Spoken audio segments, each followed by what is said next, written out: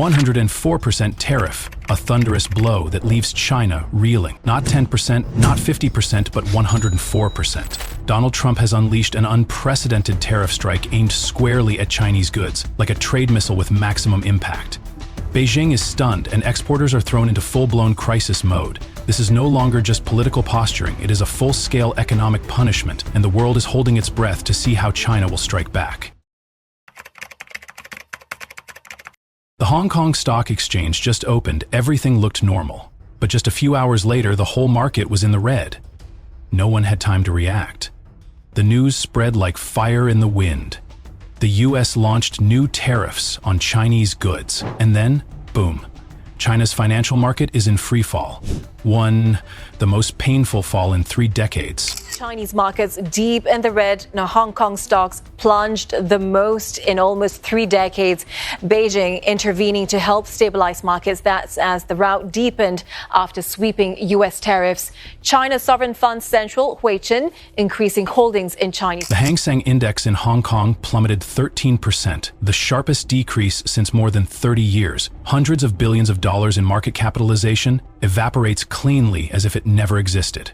In Shanghai, the situation is no brighter. In just one trading day, at the beginning of the week, this index evaporated about 500 billion US dollars.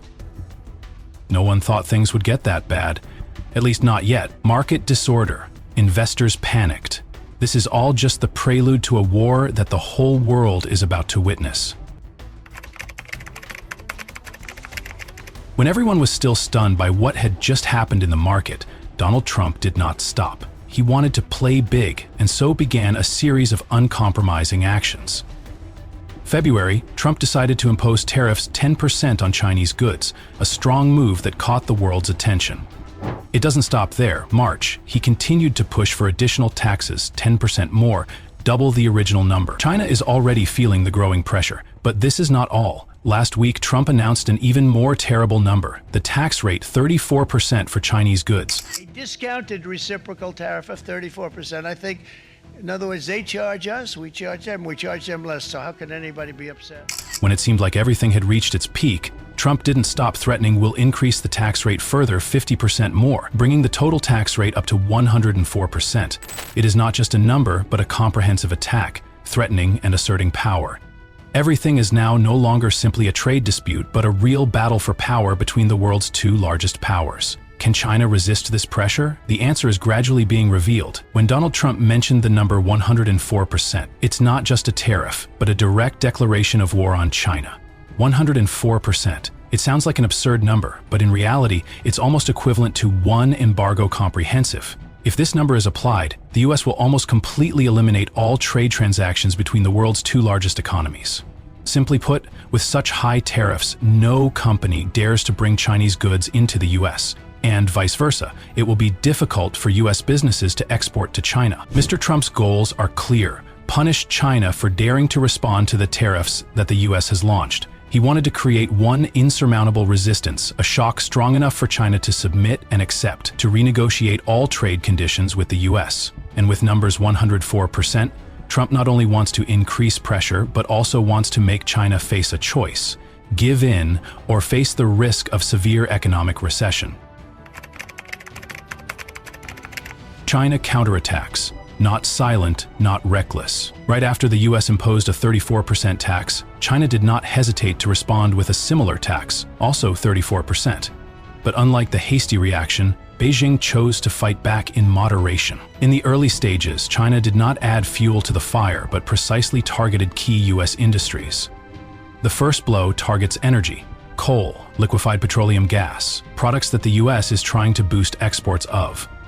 The second swing turns to agriculture: soybeans, beef, chicken, an area associated with Mr. Trump's core voters. Neither reckless nor backing down, China is carefully calculating, choosing the moment, and waiting for the most effective opportunity to counterattack. The tariff war between the US and China is not simply a tit for tat. It is more like a game of chess, and the chessboard is tilted unfavorably towards Beijing. Figures for 2024 make it clear. The US only exports about $140 billion to China, but imports up to $440 billion. In other words, China depends heavily on sales to the US. and the US only needs a small portion of goods from China. Therefore, when the US imposes tariffs, the impact on China is a much more painful blow. Beijing is unlikely to find an immediate replacement market, while Washington can still manage to buy from elsewhere. This fight is not about who fights faster, but who endures better. And from the perspective of trade structure, China is the party under greater pressure. When the tax fight started to fall into a tense situation, China did not use the old blow anymore. Instead, they opened the drawer and pulled out a weapon that few people noticed: rare earth. A resource that sounds academic by name, but is the lifeblood of modern technology. China controls up to 90% of the global rare earth supply. Seemingly unknown elements such as dysprosium keeps the electric motor running stably even when temperatures rise. Without it, electric cars may not even run as well as table fans. Or like terbium, which turns infrared rays into images in night vision goggles, a vital tool in today's military operations. And who is most dependent on that supply? It's America. From electric vehicles, jet engines, military equipment, to even advanced weapons systems, all require rare earths. And most of that comes from China. When Beijing began to tighten exports, putting 7 new elements under control, the US immediately fell into a passive position. American businesses that want to import rare earths now need to apply for a license, which may or may not be granted.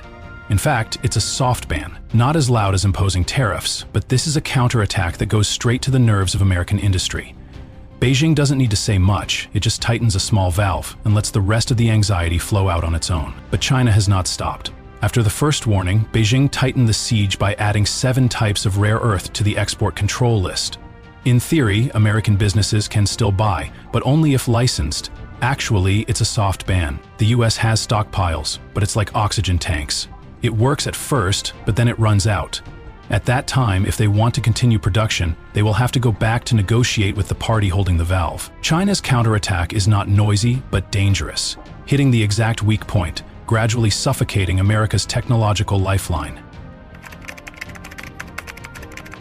Not only tightening the supply chain, China also counterattacked strongly on the diplomatic front. Beijing bluntly criticized the US for exceeding its limits and violating the rights of not only China, but also other countries. According to them, this is no longer a matter between the two countries, but a sabotage of the global trade order, a blatant violation of WTO rules. The US is using tariffs as a weapon to coerce and threaten anyone who does not listen. China's message is clear. It is not fighting alone and is ready to represent the rest of the world against Washington's imposition. Amid escalating tensions over tariffs and export restrictions, China also opened another front: the media. They quickly created an image of a nation forced to the limit, but never subdued. From official statements, state-owned articles to international press conferences, they all revolve around one message: China does not cause trouble, but if pushed back, it will fight back, and not back down. They repeatedly emphasized they want to negotiate, but fair negotiations. Not the one side gives orders, the other nods style. The whole world is invited in to see who is really inflaming tensions, who is imposing the rules of the game. Gradually, Beijing turned the tables. From the image of a stubborn opponent, it turned itself into a reasonable victim, oppressed by an increasingly aggressive, unilateralist America willing to bend all rules for its own benefit. Chain reaction: the world boycotts America. When the US and China clashed, the impact spread far beyond their borders. The trade war sparked a global backlash, and surprisingly, the main target was America. In Canada, protests took the form of consumer choices. Americano coffee became Canadiano, and bourbon vanished from store shelves. Americanos to Canadianos on their menu. I think I read that right. In France, Levi's jeans quietly disappeared from fashion stores. In Denmark, signs saying "Buy local" began to appear. These weren't loud protests, but quiet, deliberate acts. Around the world, people chose to speak with their wallets. The message? If America turns trade into a weapon, the world will fight back, purchase by purchase. The trade war doesn't just take place in boardrooms or supermarkets. It explodes violently on social networks. With just a few touches, the wave of boycotting American products turned into a global storm. Hashtags like "Boycott American Goods," "Say No to Coke," "Cancel McDonald's" flooded. Users compete to share pictures of throwing away Coca-Cola, deleting Netflix, and saying no to Tesla. Brands that were once global icons have now become targets of attack, tied to the ambitions of the US government. The tax war is no longer a dry political matter. It has crept into every tweet, every meal, every daily choice. As the trade war rages on, many people wonder, what does Trump really want? Is this simply about money, or is there something deeper? As he puts it, China is not a partner, but a dirty player. He accused Beijing of subsidizing domestic goods, then dumping them internationally, disrupting the global market. For Trump, it is no different from large-scale fraud. He also constantly emphasized a number: $300 billion, the US trade deficit with China each year. In his eyes, this is not just an imbalance, but clear evidence that America is being taken advantage of. And then he pushed things to a climax. Trade was no longer about economics, it was about national security. If the deficit continues, Trump believes that the US will not only lose money, but also lose its strategic position. So, the tariff war he launched was not just to gain money, but to regain power. Behind Trump's fiery rhetoric on tariffs lies a deeper question. What does he truly want? He once called tariff the most beautiful word in the dictionary, framing it as a tool to boost America's power, not just by collecting money, but by forcing companies to bring jobs back from places like China. But Trump did not stop at economics. He turned tariffs into a pressure tactic for unrelated issues, like using them to push the sale of TikTok's US operations. In the end, this is more than a trade war. It is Trump's broader push to restore US dominance, often bold, sometimes contradictory. When Donald Trump started the trade war, he didn't just want to strike a few blows and then retreat. His ambitions were much greater, overthrowing the global economic order that has existed for decades, where the US used to be the center but is increasingly facing fierce competition from China. He wants to re-establish the rules of the game, in the style of America sets the rules, the world follows. But China does not stand still. They chose a confrontation that was not noisy but full of calculation. Not only responding with taxes, they also use a multi-layered strategy, from rare resources, high technology, to international media. They do not attack directly, but choose asymmetrical fighting style, exploiting unexpected weaknesses. And the world, we, are watching a war with no short-term end. It's not just about the numbers on the tax schedule. This is a race for global influence, taking place on all fronts: technology, resources, media, and even geopolitics. That war has begun, and no one can stand outside anymore.